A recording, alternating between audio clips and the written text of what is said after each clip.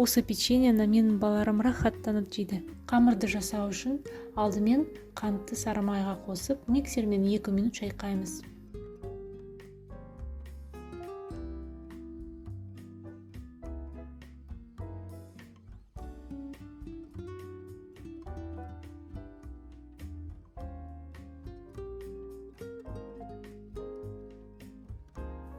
Осылай жақсылап тұрып араластырамыз, ақшыл болу керек.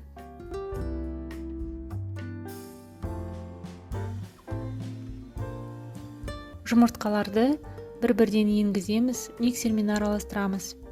Ол өте маңызды, екеуін бірақ салмаймыз.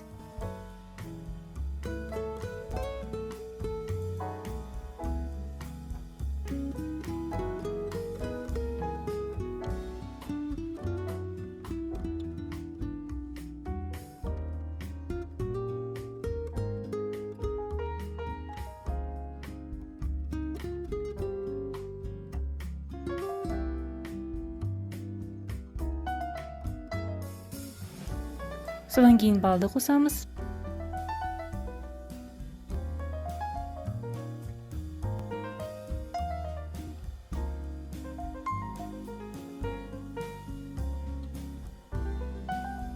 Ары қарай бүкіл қалған құрғақ ингредиенттерді бір ыдысқа салып араластырамыз.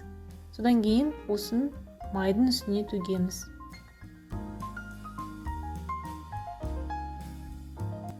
Осы печеньеға кез келген жаңғақты салуға болады.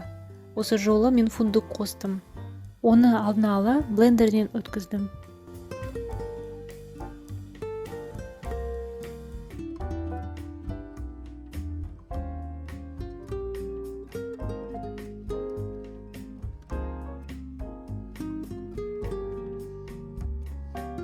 Енді дайын қоспасын майдың үстіне төгіп, қасықпен дұрыстап тұрып, жақсылап тұрып араластырамыз.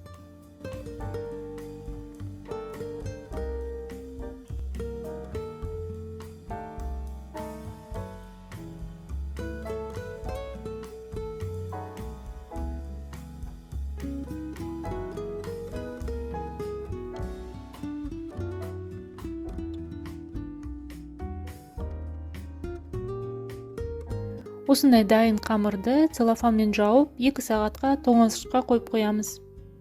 1 сағатқа да болады, бірақ 2 сағат тұрса, сұлу жармасы сондай жақсы жұмсақ болып қалады, бұқтырылып.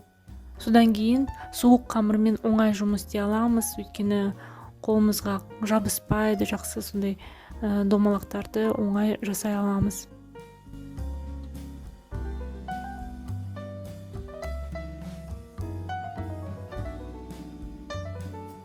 Противенге пергамент қағазын төсеп, домалақтарымызды салып қоямыз.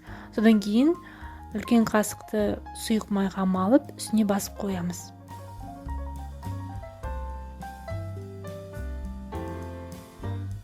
Домалақтардың аралары жақын болмау керек, өйткені піскенде қамыр өсейді, үлкейеді.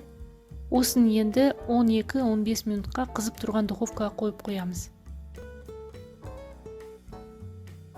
Мінеки печеньеміз дайын. Қараңызшы, қандай түсі, тамаша, иісі сондай керемет, тәбетті ашатындай болып шықты. Әлі ыстық.